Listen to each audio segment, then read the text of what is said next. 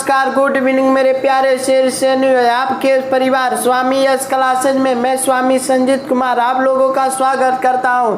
मेरे प्यारे शेरनियों, यदि आप मेरे YouTube चैनल पर आज पहली बार जुड़े हैं तो कृपया मेरे YouTube चैनल को सब्सक्राइब करें और परिवार से जुड़कर अपनी सदस्यता ग्रहण करें और बेल आइकन को दबाएं ताकि आपको मेरी हर नोटिफिकेशन जो भी मैं वीडियो डालूँ वो आप तक पहुंच सके। और मेरे वीडियो को लाइक ज़रूर करें, इससे मुझे क्या होता है, सपोर्ट मिलता है। मेरे प्यारे शेरनियों, मेरे प्यारे लालियों, मेरे प्यारे भाई बहनों, ध्यान दीजिए। तू आज जिस मेहनत से डर रहा है, आज तू जिस मेहनत से डर रहा है वही मेहनत कल तुझे सफलता दिलाएगी, वही मेहनत कल तुझे सफलता दिलाएगी। झोंक दो पूरे शान शौहरत और अपनी मेहनत को और यही तुम्हें एक दिन मेरे लाल हीरा बनाएगी। तो मेरे प्यारे लालियों, आइए हम लोग आगे की ओर बढ़ते हैं। क्वेश्चन में दिया गया है, सिद्ध करें कि अवतल दर्पण में आवर्धन के लिए व्यंजक प्राप्त करें। तो सबसे पहले हम लोग क्या करते हैं, एक अवतल दर्पण माना कि mm डैश का एक अवतल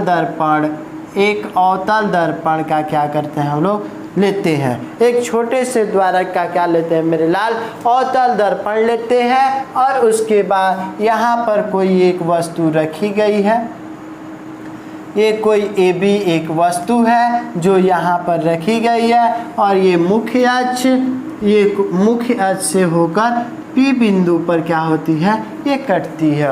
और यहाँ पे ये फोकस दूरी हो जाएगी और यहाँ पे C एक क्या है, वक्रता केंद्र है, वक्रता त्रिज्या है। और ये जो है कोई किरण A से होकर AN से होकर जाती है और आपतित किरण परावर्तन के बाद ये B डैश फोकस से जाकर मिल जाती है इस प्रकार से।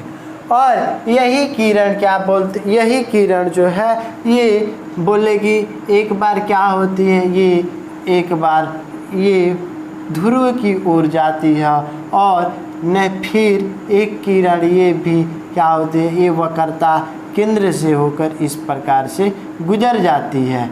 और ये क्या होता है, और यहाँ से ये इस प्रकार से जाकर मिल जाती है, ठीक है। और इसी के जो बीच में ये जो कोण ये बनता है तो ये B डैश और A डैश से क्या बन जाता है मेरे लाल, बिंब ये प्रतिबिंब बन जाता है, ठीक है। शायद आपको ये समझ में गया होगा। इस फिगर को आप लोग नोट कर लीजिए अच्छे से। अगर समझ में नहीं आया है तो आप लोग वीडियो को स्किप करके देखें, आपको ज़रूर समझ में आएगा। इसके बाद मेरे लाल यहाँ ध्यान दीजिए, यही लिखिए यहाँ पे, माना कि mm डैश का एक अवतल दर्पण है, mm डैश का एक अवतल दर्पण है जिसके क्या लिखिएगा, AN एक आपतित किरण है जो परिवर्तन के बाद फोकस दूरी F से होकर गुजरती है। फोकस दूरी किससे होकर गुजरती है, F से होकर गुजरती है और A डैश B डैश एक क्या है, एक AB डैश एक परावर्तन, एक प्रतिबिंब है। तो यहाँ से लिखिएगा चिन्ह परिपाटी से, मेरे लाल यहाँ ध्यान दीजिए, चिन्ह परिपाटी से लिखिएगा, चिन्ह परिपाटी से लिखिएगा मेरे लाल यहाँ पे, माना कि चिन्ह परिपाटी से लिखिएगा, माना कि बिंब की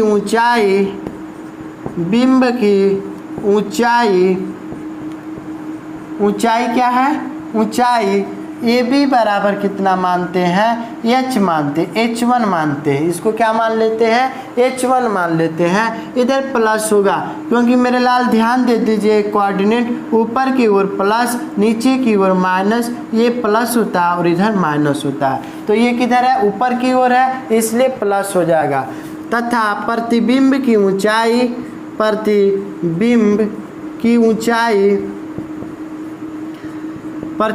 की ऊंचाई मानिएगा तो ये कितना हो जाएगा, ए डैश बी डैश बराबर कितना हो जाएगा -h2, क्योंकि नीचे की ओर है y coordinate y dash coordinate, तो ये माइनस हो जाएगा।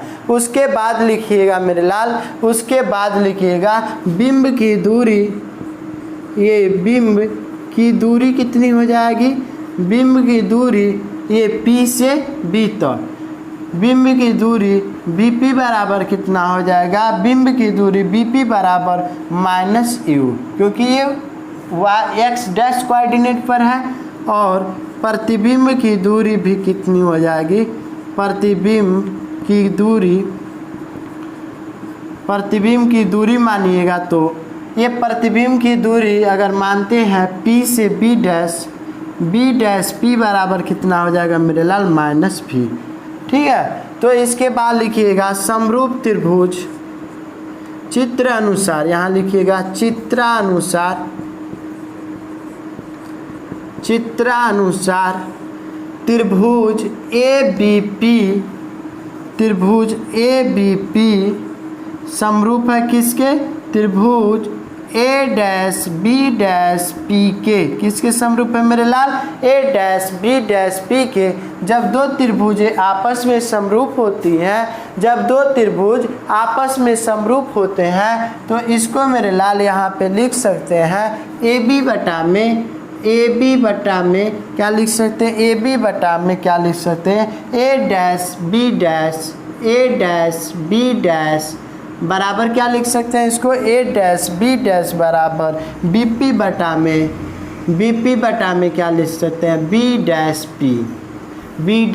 P लिख सकते हैं। तो यहाँ से मान रख दीजिए, AB का मान कितना माने हैं H1 और ये क्या हो जाएगा -H2, और BP का मान कितना माने हैं -u, अब बटा में क्या हो जाएगा -v, माइनस से ये कटा दीजिए तो ये कितना हो जाएगा H1 बटा में, अगर इसको देखा जाए तो ये हो जाएगा H2 बटा में H1 और -v बटा में u। इक्वेशन नंबर इसको क्या मान लेते हैं, यहाँ से फर्स्ट मान लेते हैं, ठीक है। आवर्धन की परिभाषा से आवर्धन की परिभाषा से आवर्धन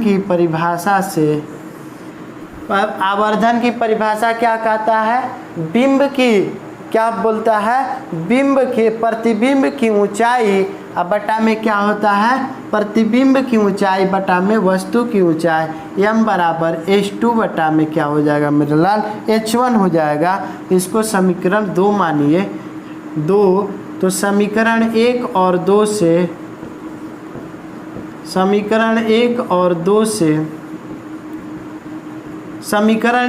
2 से देखा जाए तो m का मान H2 बटा में H1, तो यहाँ पे मान रख देते हैं समीकरण 1 में लिखिएगा, 1 में m बराबर m का मान रखने पर नहीं H2 बटा में H1 का मान रखने पर,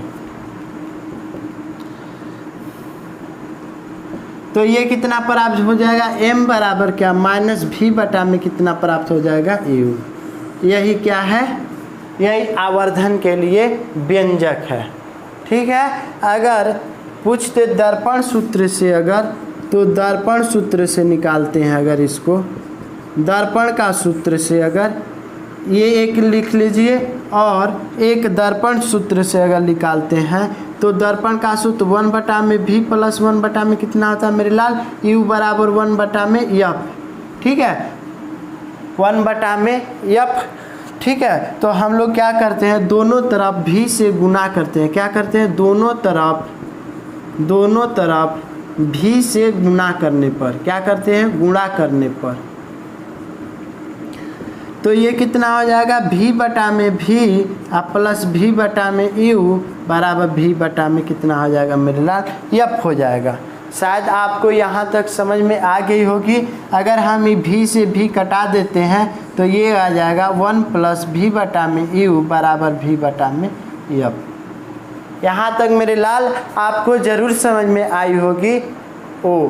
ये दिखाई नहीं दे रहा है, यहाँ पे हम लिख दे रहे हैं। जब ये दोनों कटेंगी तो ये कितना हो जाएगा, जब ये कटेगा तो ध्यान रखिए ये, ठीक है, ये जब दोनों कटेंगे तो 1 प्लस क्या हो जाएगा, v बटा में u बराबर कितना हो जाएगा, v बटा में कितना हो जाएगा, f हो जाएगा।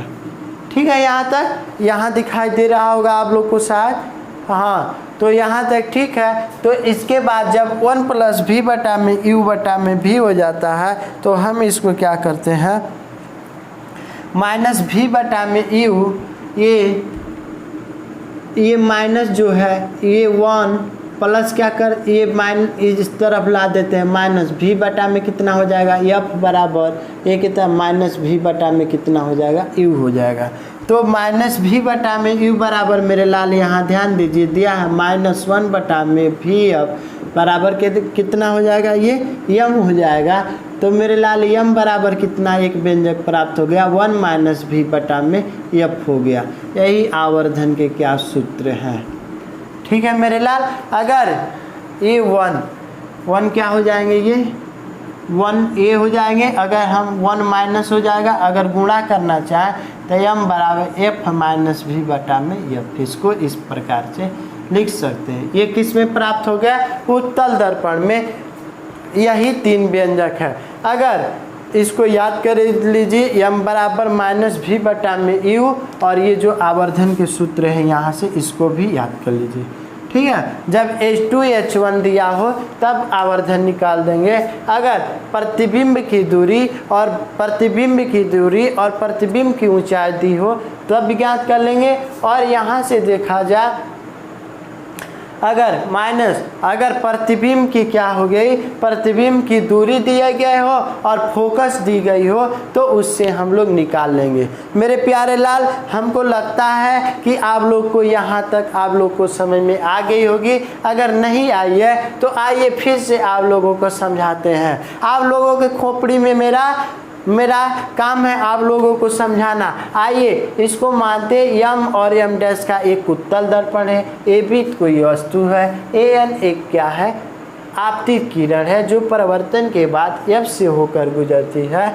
और ये a जो है ये ध्रुव से होकर गुजरता है और यहाँ से परिवर्तन होकर a डैश पर काटता है, और a वक्रता केंद्र से जाकर कहाँ जाती, वक्रता त्रिज्या से होकर ये डैश पर काटती है। ये दोनों मिल जाती है, वही लिखिएगा। उसके बाद लिखिएगा चिन्ह परिपाटी से, माना बिंब की ऊंचाई, ये बिंब है, बिंब की ऊंचाई कितना हो जाएगा h1, और प्रतिबिंब की ऊंचाई कितना हो जाएगा -h2। ये कैसे, ये चिन्ह परिपाटी के साथ लिखिएगा। ये जो है माइनस इस पलाटी तो ये माइनस हो जाएगा, इस पलाटी है नीचे की ओर माइनस, ऊपर की ओर है तो प्लस हो जाएगा। और बिंब की दूरी कितनी हो जाएगी, ध्रुव से BP बराबर कितना -u हो जाएगा। ठीक है, ये कि ध्रुव से नापते हैं दूरियाँ। और प्रतिबिंब की दूरी कितनी हो जाएगी, -b बटा में b डैश बाई p बराबर कितना हो जाएगा -v। तो चित्रानुसार देखा जाए तो त्रिभुज ABP समरूप त्रिभुज A dash B dash P है।